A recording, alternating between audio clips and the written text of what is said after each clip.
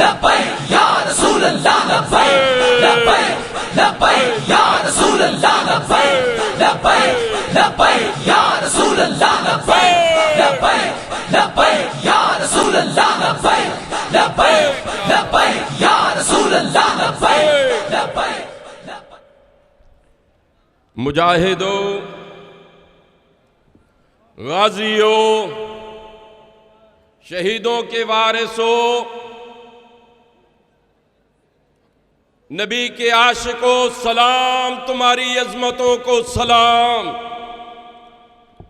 सलाम शहीद सरफराज तुझे सलाम, शाहबाज तुझे सलाम, हाफिज वहीद तुझे सलाम, हाफिज अदील आपको सलाम, हाफिज उस्मान आपको सलाम, बख्तार रिजवी आपको सलाम, अवैस सलीम आपको सलाम, और उन माओं को सलाम जिन्होंने अपने जिगर के टुकड़े दीन के लिए कुर्बान किए। सलाम। अल्हम्दुलिल्लाहि रब्बिल आलमीन, हम्द शाकिरीन वल आक़िबतु लिल मुत्तकीन, वस्सलातु वस्सलामु अला अशरफिल अंबिया वल मुरसलीन, अस्सलातु वस्सलामु अलैका या सय्यदी या रसूल अल्लाह व अला आलिका व अस्हाबिका या हबीब अल्लाह। औज़ु बिल्लाहि मिनश शैतानिर रजीम, बिस्मिल्लाहिर रहमानिर रहीम। अलम यजअल कैदहुम फी तदलील व अरसल अलैहिम तैरन अबाबिल। सदक़ल्लाहु मौलाना अज़ीम। आज हमारे मुल्क की दो कौमें सर जोड़कर परेशान होकर ये सोच रही है कि ये कौम जो अमीरुल मुजाहिदीन की तैयार की हुई है, ये किस तरीके से मैदान अमल में मौजूद है। और आज अल्हम्दुलिल्लाह हम मुजद्दिद दौरान फनाफी खातिमुन नबिय्यीन अमीरुल मुजाहिदीन के हमसे बिछड़ जाने के 1 साल मुकम्मल होने के बाद आज हम उनके साथ उनसे किए गए अहद की तजदीद के लिए यहाँ हाजिर हैं। और जो लोग इस फिक्र में हैं वो तजिया निगार जो हर एक प्रोग्राम के बाद अपनी मर्जी के उसके ऊपर तबसरे करते हैं, वो सोच रहे हैं ये आज की बात नहीं।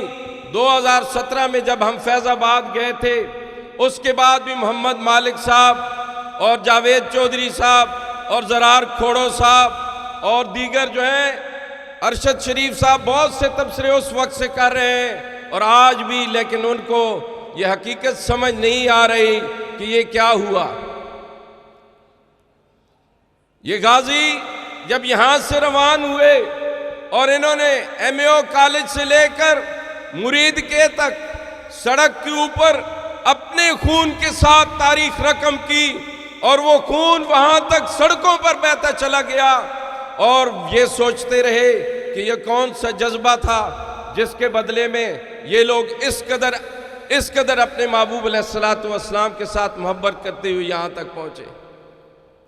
उसके मुकाबले में जितनी भी हमारी मंसूबा साज कंपनियाँ थीं, जितनी एस्टेब्लिशमेंट और इदारे थे, वो अपनी कुव्वत को मैदान में लाकर मुकाबला करते रहे, लेकिन उनको भी समझ न आई कि ये लाहौर से बाहर कैसे निकल गए। उन हजरात को अभी तक समझ आई नहीं, आएगी भी नहीं। लेकिन हमारे बाबा जी ने उस वक्त भी इकबाल से पूछा था, ऐ इकबाल बता ये कैसा जज्बा है। तो इकबाल ने जवाब दिया था, ये गाजी ये तेरे पुरा असरार बंदे जिन्हें तूने बख्शा है ज़ौक़े खुदाई। ये वही लोग हैं कि इनकी सिमट कर पहाड़, इनकी हैबत सिराई, ये अब जब मैदान में आ गए हैं तो इंशाअल्लाह दीन तख्त पर आने वाला है। दीन इंशाअल्लाह तख्त पर आने वाला है। और इसके मुकाबले में जितनी भी ये तदबीरें हैं ये नाकाम होने वाली हैं इंशाअल्लाह। क्यों कि हबशा का वो मगरूर बादशाह जो उस वक्त की अजीम फोर्स हाथियों को लेकर अल्लाह के मुकाबले में निकला था, उसके मुकाबले में अल्लाह ने वारसला अलैहिम तोयरन अबाबील, टनों वजनी हाथी के मुकाबले में छिटांक जितना परिंदा उसके ऊपर हावी आया और उनको फतह नसीब हुई। तो यहाँ तो हसन निसार जैसे लोगों को इकबाल की वो बात कि शाहीन और ममोले का झगड़ा क्या है वो नहीं समझ आ रही। इंशाअल्लाह इनके ये सारे मक्कारियाँ, ये चालाकियाँ और ये मंसूबे ये नाकाम होंगे और किबला अमीरुल मुजाहिदीन का ये काफिला जो अखलास के साथ और मोहब्बत के साथ नबी के इश्क में निकला है, ये इंशाअल्लाह ज़रूर कामयाब होगा। लब्बैक या रसूल अल्लाह, लब्बैक लब्बैक लब्बैक या रसूल अल्लाह, लब्बैक। इस वक्त तक हमारे सामने जो हम जिन लोगों के सामने बैठे हैं वो कभी कभी ये भाषण दिया करते थे कि जब एक सनतकार, एक कारोबारी आदमी हुकूमत में आता है तो ये कन्फ्लिक्ट ऑफ इंटरेस्ट हो जाता है और कन्फ्लिक्ट ऑफ इंटरेस्ट जो है वो हमेशा नुकसान देता है। ना जाने कि यहाँ पे नदीम बाबर हो या जहांगीर तरीन हो, जब चीनी को खसारा, चीनी नहीं मिलती, पेट्रोल नहीं मिलता, और अगर IMF के वो अरसाल करदा हफीज शेख हो या बाकिर रजा हो तो ये मुल्क की मईशत डूबे चली जा रही है और डॉलर की उड़ान को कोई पहुंच नहीं रहा। हमें इस वक्त जिस चीज़ से वास्ता है, ये एक मंसूबा बना रहे हैं इलेक्शन की धांधली का, और उसके लिए आपको पता चल गया होगा कि जल्दबाजी में एक कानून भी पास हो गया है इलेक्ट्रॉनिक वोटिंग मशीन का। इलेक्ट्रॉनिक वोटिंग मशीन वो चीज़ है कि जिसके बारे में जब हम लाखों पोलिंग ऑफिसरों, प्रिजाइडिंग ऑफिसरों, रिटर्निंग ऑफिसरों को इन्वॉल्व करके जब हम इलेक्शन में धांधली किया करते थे, उस वक्त धांधली करना ज़रा मुश्किल होती थी। अब ये धांधली एक मशीन का स्विच दबाकर आसानी से कर ली जाएगी। इस मुल्क में इलेक्ट्रॉनिक वोटिंग मशीन का इस्तेमाल, यही मेरा मौजू है, इसके बारे में बताना यह है कि इलेक्ट्रॉनिक वोटिंग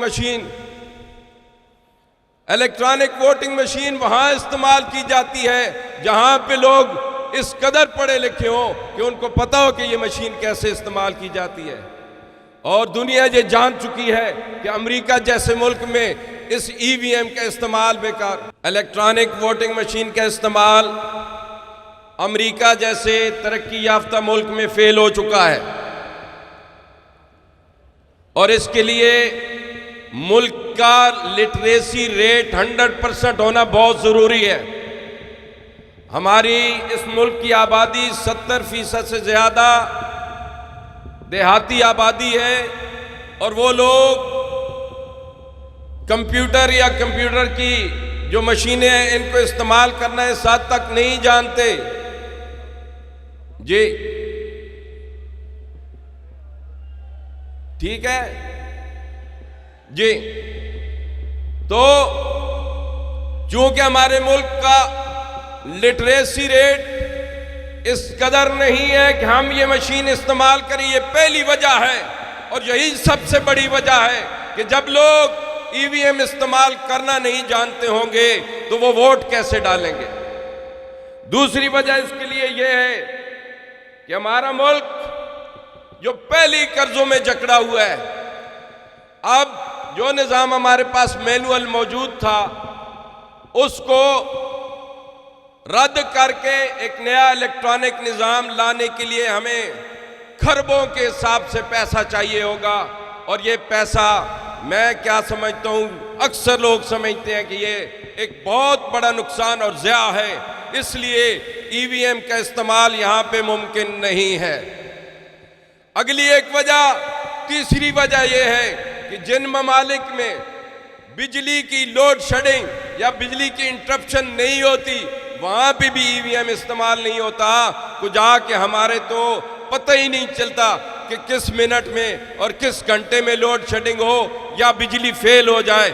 और ये मशीन फ़र्ज़ किया सुबह से इलेक्ट्रॉनिक वोटिंग मशीन के ज़रिए से इंतखाब होता रहा और जब 3 बजे तो कुदरती या हमारी बिजली फेल होने के ऊपर 3 बजे तक डाले गए सारे वोट ज़ीरो हो जाएंगे।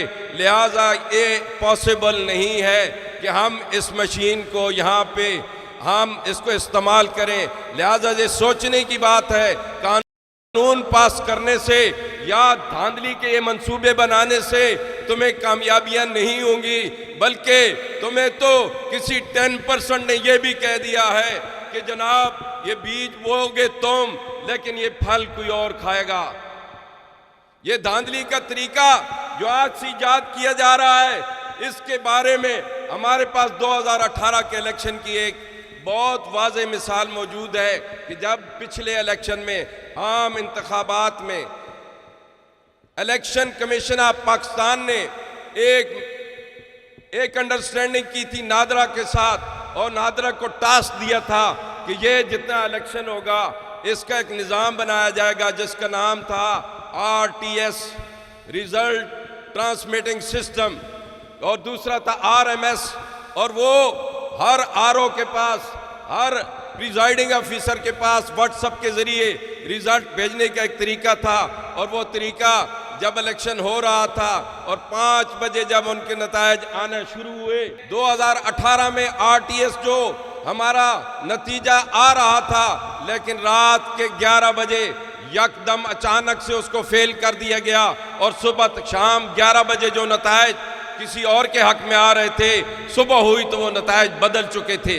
ये हमारा तजर्बा है, और आज तक ECP और नादरा के दरमियान एक डिस्प्यूट चल रहा है और नादहिंदगी का केस चल रहा है। इसलिए ये चीज़ मुमकिन नहीं। अगर मुमकिन है तो हमारा ये मशवरा है कि अगर आपने EVM इस्तेमाल करना है तो हर पोलिंग स्टेशन के बाहर आपको एक LCD डिस्प्ले लगाना होगा कि हमारे लोगों को पता हो कि इस वक्त इतने वोट कास्ट हो चुके हैं और इतने जो हैं वो दर्जा बदर्जा आ रहे हैं। जब हमें बाहर भी पता होगा और अंदर भी वोट जो है वो इस तरह डाले जा रहे होंगे। अगर तो ये आप बिजली का निज़ाम, मशीनों का निज़ाम और अपना बाकी का पोलिंग का निज़ाम ऐसा कर सकते हो तो फिर तो EVM को इंटेक्ट करो।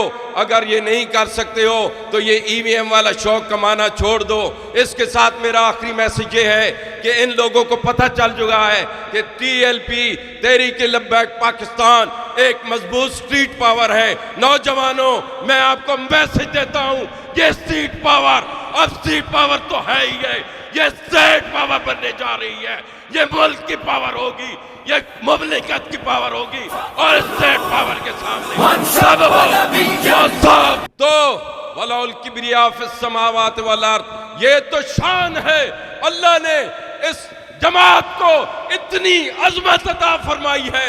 अल्हम्दुलिल्लाह, now we are not a only street power, we are going to be a state power. We were at the country. This country is not for you. This is for the poor people. और ये poor people जो हाथों में डिग्रियां लेके फिर रहे हैं, बेरोजगार हैं, इनको रोजगार मिलेगा, इनकी डिग्रियों की यूटिलाइजेशन होगी, और हम बताएंगे कि इस मुल्क में गवर्नेंस क्या होती है, और इस मुल्क के वसाइल मईशत को IMF से नहीं चलाया जाता, इसको इस्लाम के उसूलों से चलाया जाएगा।